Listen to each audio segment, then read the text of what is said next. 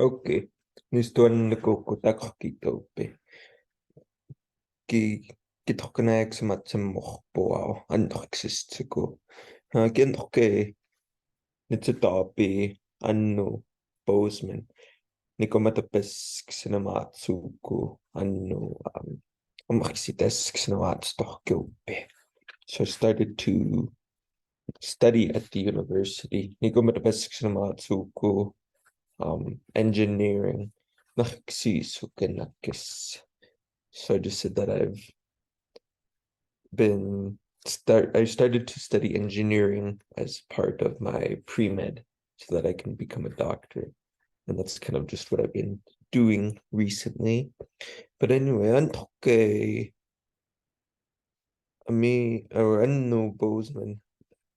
Sutam say sixnishpa ni danch katub. Ni dates the bianch katub or ni dates the bianyopa. I don't know how we call Bozeman in Blackfeet. Ni dates the bianyo is what I meant. I don't know how we say it in Blackfoot.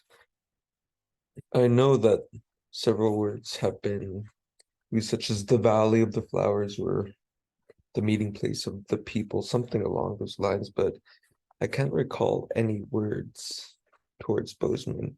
There was one I've heard, Akakanapi Tohkonope, referring to everybody meeting here because historically Bozeman, which is in the south of Montana, is kind of home to a lot of tribes, or a lot of tribes really used this area. Amskapi Pikan or Pikan Sixigates to Pikan Sixigates be all of the Blackfoot Confederacy, Nixie Sapoquakes, Hatsinagwakes, Sinagwakes, Achkiur Sitapiks, Pinapi Sinagwakes, Pistik Sinat Sitapigwakes, Apaxis Tokiniti the Break, Apaxis Tokiniti the Bigwakes. A lot of those tribes have been in this area. A lot of them, or Agatsitapi. A lot of kind of Indian people have been in this area. The tribes that I mentioned, Grovon, Crow, Blackfoot Confederacy, Cree, the Sioux, Shoshone, and so forth. The New Bozeman, some words I've been thinking about as I've kind of been going along. There's some trends that I thought about some words that I just wanted to share. Like for skiing, here skiing is pretty popular. So Nipunisutsika. Nipunisutsika. Nipunisutsika. It's similar to be on a sled, go downhill on a sled. Innisutsika. And then Nipunisutsika is to ski, which is kind of like standing up. Nipu is like straight up. So Nipunisutsika is kind of like the sled standing straight up. Nipunisutsika. Samarak samo taktuipunisutsika. It won't be long and I will go ski. I stand to be corrected, but I'm pretty sure that's how you'd say it. Nipunisutsika. That's just a word that's made sense to me, but of course it could be a better word. Gimarak samoakstoi. Estoy si aipunisutsikalp. I said, not long, pretty soon. Marak samo akstoi. It's going to be cold. Kestoy si when it's cold. Aipunisutsikalp. We that's when we ski. Annu Bozeman, here in Bozeman. It's pretty popular down here. I found pretty surprising because a lot of people from all over the country and even all over the world, they come to Bozeman, and for a lot of them, the reason that they come down here is for the skiing and for the other kind of nature aspects, such as Nisti Mistakis, the mountains, or it's kind of nature in general. And I do enjoy the nature down here as well. It kind of surprised me. That's not really the reason that I came down here. I came down to Bozeman for the academic aspect, but kay nitkunipi muisti apinematsis, these medicinal plants. Kakitsimo, kaksimo, sipatsimo, kinist, kanomianist, pisatseskists, bunch of flowers, ginists, rose hips. Kakitsimo is mint. Kaksimo say sup, and then sipatsimoy or sipatsimo. There's several ways you could say it. Sweetgrass. But there's a lot of different medicines, apinamatists down here.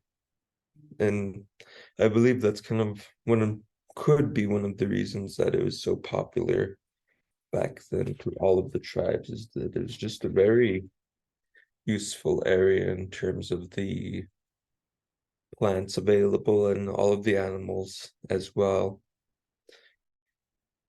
But anyway, also while I've been down here, and I've started to learn the Atsina language. And the sign for Atsina is this. It refers to Ohtako. In the Blackfoot language, you call it Ohtako. Great Falls, or the Great Falls city we call Ohtako, which literally means sound, something that's making a sound, but it's referring to the waterfalls there. And Nixia Tinag wakes, the sign for the tribe is making reference to that waterfall that we call Ohtako, or Great Falls. Not necessarily that we're calling the waterfall Ohtako, it's just we refer to that area as Ohtako because of the sound that we hear from the waterfalls. And then that's where the Grovon get their sign for the tribe. And for that reason, they were called the Grovon, because the French misinterpreted the sign for the waterfalls as being a sign for like a large belly. Sohkitsi, we would say in Blackfoot, Sohkitsi, like just a round belly, a big belly, big gut, round gut, literally, Sohkitsi. That's what the French thought they were saying, so they called them Sohkitsi in their language, or Grovon. And so, but anyway, Atsina books, and I started learning the Atsina language, and I find it very interesting because Grovon, or Atsina books, is in the same language family as Blackfoot. It's in the Algonquin language family, as well as Ojibwe and Cree and a variety of other languages. Actually, a lot of languages kind of in North America, or Northern North America, especially in Canada. A lot of them are Algonquin languages. But since Grovon is an Algonquin language, it was surprisingly similar to Blackfoot. I found a lot of similarities, not only in some of the words, not many, but some of the words, but also just in the way that they think about words and the way that they construct words. For instance, I can't remember the word now, but the way that they said lake in their language literally translated to big water, which is the same case in Blackfoot. Big water. And so I find it really interesting that languages in the same language family tend to think the same about just the world around us, which I mean makes sense. They're in the same language family. But what I mean is, I find it interesting that different language families can just interpret the world differently. And you can see that in their respective languages. For instance, I speak Blackfoot, obviously, and then Nohkitsipwe, and I don't know too much, but I've studied a little bit of it, so I've seen some of the grammar side of Grovon, and then I've boy. I speak Spanish and then English. And so I kind of have an idea of both of kind of the language families of the Algonquian language family. And although I know English and Spanish are not in the same language family, I still think they're pretty similar because they are proximately close geographically. Plus, Spanish is a Romance language, and like 60% of English words come from Latin. So I believe that there's still some kind of connection there. But anyway, my point is that in speaking both of these languages, sorry, I can see that there's kind of a different mindset in just viewing the world in general in Spanish and English and Blackfoot and Grovon. And of course, those are just two specific languages. You could probably switch them out for different languages in the same language family, like French and English or German and English or Blackfoot and Cree. I'm just choosing these languages because I have some kind of connection to them, whether I speak it or have studied it. But anyway, I find it interesting to see the differences. For instance, in Blackfoot, the way that we view colors, I'm not sure if it's the same in Atsina Bochsen, but I know for sure in Blackfoot it's different than the way that colors are viewed in English and Spanish. For instance, otro, otro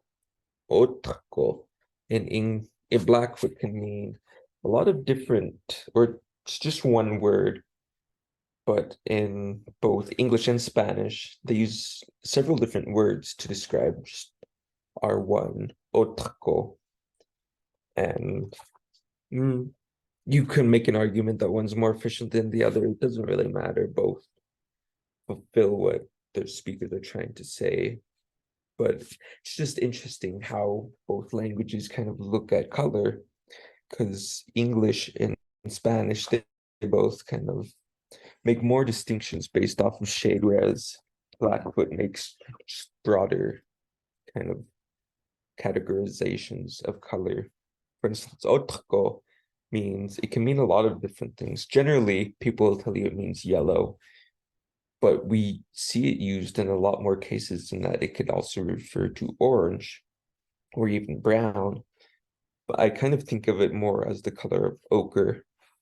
If you've ever seen yellow ochre, that's how I imagine otro, as kind of just a nondescript shade that you can't really pin down as brown or yellow or orange. It's kind of like a mix of all three.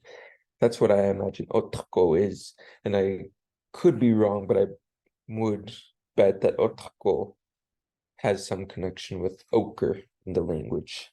But I'm not sure of any words for ochre or yellow ochre in Blackfeet. I haven't learned any. But I'd make a guess that they have some kind of connection. I could be wrong, but it's kind of the guess that I make. Because yeah, I find it very interesting that just one color, otako, we use to refer sometimes to something that's bright yellow, sometimes kind of really like a bright orange or like a dull brown. It's just kind of encompasses all of those. And it's because just when you're speaking Blackfeet, you have to look at the colors differently. You have to, there's just kind of like a different thought when you're categorizing the colors when you're speaking Blackfeet versus then when I'm speaking English or Spanish, because I kind of just have I have different parameters for which would fit into yellow and orange and whatnot than what would fit into otako and Blackfoot. And just to kind of defend my point, for instance, is how we'd say a grizzly bear. You would comes from otako and isksisi, which is nose. Otquisksisi is referring to a brown nose, but it's saying otako nose. And so sometimes people will mistake that as saying yellow nose, because we learn that otquinatsi means looks like yellow, but otako doesn't necessarily mean yellow. It's its own thing. And we try to use English words to tackle what otako means, but really at the end of the day, otako is just otako. And so that's one instance. A brown-nosed bear, or otako nosed bear. for often. Just otquinatsi is generally used for yellow. I can't think of any other words that use otko in a weird way. But another thing that I've noticed about colors is the word utskwi, or the word for blue, utsko, utskwi. I know that it used to, in the past, refer to both blue and green, that we kind of viewed them as the same color. You can really see that in the words such as omhkutsquintsimman. The word for watermelon, omhkutsquintsimman, is literally saying the big blue plant, big utsqui, blue, and then intsiman is a plant, omhkutsquintsimman, big blue plant, but obviously watermelon's not blue, so utsqui back then could be used to refer to both blue and green, which I find interesting because I know also that that's kind of a trend that happened in other languages as well, such as Japanese used back or in the past, or they might even use it now, I'm not totally sure, one word for green and blue, and other languages as well.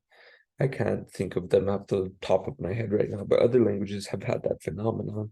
And so I think it just kind of depends on the language, how, I don't know, I think each language has its own parameters for how it defines color. And I find it very interesting that Blackfeet is one of the languages that kind of looked at green and blue as being the same color. And then once kind of our speakers spoke English more and more, we kind of stopped using utskwi to refer to green. Now, pretty much everybody's uses sesksimukwi-natsi. Sesksimukwi-natsi. And sesksimukku is referring to the fresh green grass. Sesksimukku, because, yeah, it's just referring to fresh new growth. And so it's really kind of referring to, it's really saying has the color or has the appearance of fresh grass or fresh growth, fresh leaves. But in the past, we could have used otskwi-natsi for green and blue. But like I said, it's interesting that once Blackfeet speakers, Eitsi Boiks, Akomatapa once they started to speak English, we kind of stopped using things that were unique to Blackfeet, and we kind of used more of an English train of thought. It's just kind of a theory of mine. I could be wrong, but it's just kind of a trend that I've noticed.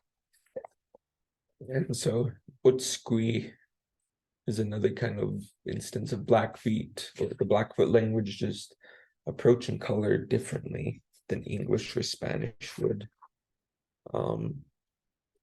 But also a lot of our colors are based in kind of what something would look like. Like I've heard of ikki-natsi, the word for pink, as meaning looking healed, or for instance, or looking raw. Or ikitsu-natsi, meaning has the appearance of ash. And so really all of our colors, we're kind of comparing it to something else. And I just find it really, it's a really cool trait that Blackfoot has that you can't really see in English or Spanish. And so that's another way that Blackfoot kind of looks at colors differently. We don't give, random words to these colors. We're kind of comparing it to something else. One thing that I'm trying to work on finding out right now is red and the nuances of red, because there's two different ways, well, kind of three different ways to say red: mochxinatsi and miquitsinatsi, or sometimes you'll hear equitsinatsi. And so I just want to figure out the differences between those two, and then I'll kind of have a better understanding. But yeah, another interesting thing, kind of more on brown. Like I said, otquinatsi can refer to brown, but we have other words too. Apoyinatsi is typically the word that people will tell you for brown, apoyinatsi, but it kind of more so refers to a faded color. For instance, if we use that same word apoyi in attach it to something else, such as apoyaki, or attach the word woman, aki, to apoyaki. You're not saying brown woman, you're actually saying a woman with light colored hair. And I kind of think more of a fair-skinned woman, someone with kind of almost blondish hair when I think of apoyaki. Apoyaki, not only can it refer to the hair, but also the skin tone. Apoyaki refers to like a lighter skinned woman. So it's very interesting that we use that for brown, though, even though when we attach it to people, it's kind of more saying that they're on the lighter side, even though apoy natsi means brown, apoyaki is kind of borderline napiaki. And oh, now another thing, the word for white person in Blackfoot, napikwan, doesn't really have anything to do with color, even though it does. You're not saying white person. That would be shikshinamatapi or shikshitapi is kind of how you'd say that. Shikapitapi, something like that. Shikshitapi would be a white person. But we don't say that, we say napikwan. And the reason for that is because we started to call Napikwiks or white people Napikwan because of the first instance of us kind of dealing with Napikwiks was with the government. And we made a lot of treaties with the government and they didn't really honor their side of the treaties. And so we compared them to Napi. If you've ever heard Napi stories or recall from the Napi stories, Napi often uses deception a lot. He's always tricking people. He always kind of has a devious way of going about things. He says he'll do something, but then he kind of circumvents his word, never does it. And so when we saw that the treaties weren't being fulfilled, we started to call them Napi quakes. This was the story. Amoyo Nanis. This is the way that it was told to be. Nix Napi quakes. Genye. But it still comes from color essentially because Napi, what I was told, comes from Old Blackfoot, meaning white all over. And we could see that with Api. And so Napi, so Api just kind of goes into Napi and supposedly means white all over, which referred to Napi having, white colored hair, because he was an old man. And so obviously his hair would have been white. So that's why we call them Napi. And so it's kind of funny that Napikwan means white all over person to refer to a white person, but not for the reason that you would originally think. But anyway, Api is another way that we kind of look at color differently. We have two kind of words for white, chikshinam and then Api. Whenever we're talking about an animal, we'll use Api. For instance, the white weasel we'll call Appa, which literally just means white. But we could use it for other things. A white deer, or a white beaver, or apiomita, white dog. Really anything that you could, any animal. If you want to say it's white, you'd say api, a white buffalo. But the word for white, if you want to say something's white, for instance, if you have a chair or something, you could say, amo supat, this chair looks white. That's what you would say. You wouldn't say api. You wouldn't say amo supatis api. You'd say amo supatis kshikshinatse. This chair looks white. We use kshikshi when we're talking about color, when we're saying it looks white. We use api when we're talking about animals. And the reason for that is also very interesting, and it kind of tells you more about how we look at color. Because api, as I was referred to, or as I was told, refers to kind of that blinding white light that you see when the sun comes up. And so it's kind of more of a creamy color. or more of a, not creamy, more of like a cream color where it's white with a little bit of yellow. And if you think about it, whenever you see an albino animal, they're never really exactly pure white. There's always kind of a tint of yellow to their fur. And so I think that's why we call white animals api, because it just makes more sense. And you also see api as referring to kind of that white morning light in the word like apinako for morning. And so I think my assessment is correct with apinako being api, and then api kind of being a whitish color with almost a yellow tint to it, which is what we refer to animals by, because that's more so what their color looks like. Whereas chikshinatsi, I kind of have two ways that I could think of this, because if you want to say something is white, if you say chikapi, use the word for to be, api, or it is. If you say chikapi, you're not saying it is white. That's, you'd have to say chikshinatsi to say something's white. But if you say chikapi, you're not saying it's white, you're saying it's clean, which is, I find, is interesting. Same thing with black.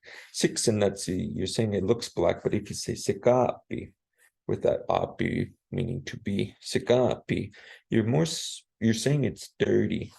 And so I believe I'm trying to figure out which came first, chikshinatsi or chikshi or chik being clean, and then us kind of thinking of clean as being white, or as chick being white and us thinking of that as being clean. I'm kind of thinking more that chikapi is what came first, being clean. And then when we say something is white, we say chikshinatsi, it looks clean. Why that is, I'm not sure. I kind of think of it just makes sense. Like if you were to think of buckskin, for instance, when it gets dirty, it kind of gets darker.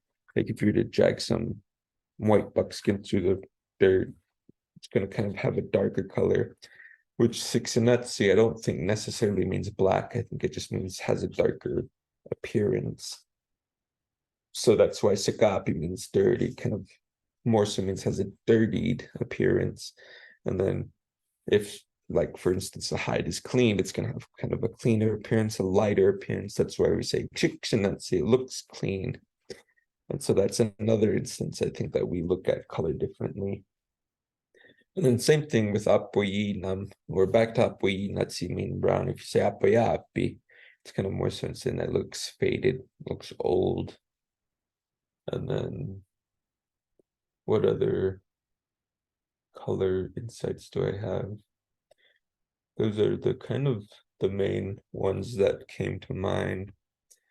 Or komanoi natsi, sorry. Komanoi natsi is another color that I find interesting. Komono, because in certain contexts it can mean blue, komono, like in blue paint. But it could also mean purple. I've heard in some dialects and some speakers they'll say, oh, komanoi natsi. Sorry, I don't know why I keep saying komanoi. Komanoi natsi for purple. But other speakers will say sikwit natsi. Remember, sick from kind of like darker, and then utskwi from blue. So you kind of like saying darker blue. Sikwit natsi versus komanoi natsi. But for komono, I've also heard that it could also be more like a green. Could be like a green, could be like a violet, but some kind of brown. I'm not sure. I've always been confused by komono because it's just been used in a bunch of different ways. But anyway, so that's just one way that I believe English and Blackfoot and the language families differs just color. And of course, there are many, many different other instances that the languages are different in the way that we kind of go about explaining the world. But I think the way that we think about color, it was just a really interesting one that I wanted to discuss. But of course, the bigger point that I'm trying to make is that I believe that when you're speaking Blackfoot or when you're speaking English, you kind of have a different mindset in each. If you only speak one or if you only speak the other, you're gonna have a different mindset. But in myself, I've noticed that sometimes I have difficulty if I have to jump into speaking Blackfoot and I've only been speaking English all day. It's because I kind of have that English speaking state of mind still, if that makes sense. Whereas I'm categorizing everything as a specific way. I'm thinking about word structure in a specific way. And the opposite is true too. If I've been speaking Blackfeet for quite a while, for instance, if I'm at the Sundance or at a powwow or just kind of when I'm more social, especially up in Canada, I visit a lot more 8-seat boiks, and so I speak more Blackfoot. And then sometimes when I go back to English, I might say a word wrong, where I might kind of trip up if I'm trying to like talk fast, because sometimes I'll have the Blackfoot word order still in my mind, and I'm still kind of thinking about things in Blackfoot first, and sometimes it trips me up having to go to English instead. And so I find it very interesting kind of how you can have two different ways of looking at the world just depending on the language that you're speaking. But anyway, Genye, Gennaweni Napi. That's what Napi's saying. But anyway, I'll talk to you all later.